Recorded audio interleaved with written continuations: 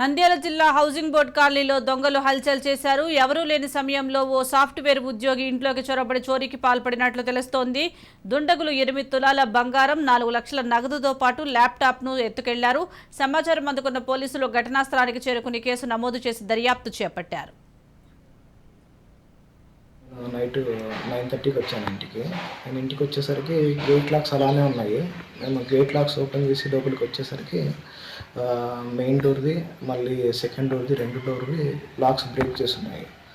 Break చేసి ఉండడం వల్ల మేము లోపలికి వచ్చి ఒకసారి చెక్ చేసాము.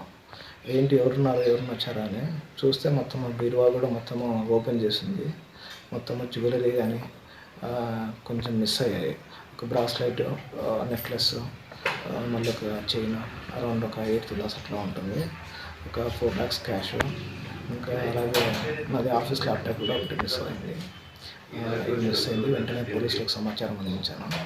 తర్వాత వాళ్ళు వచ్చి ఒకసారి చెక్ చేసి నెక్స్ట్ వాళ్ళు కూడా వచ్చి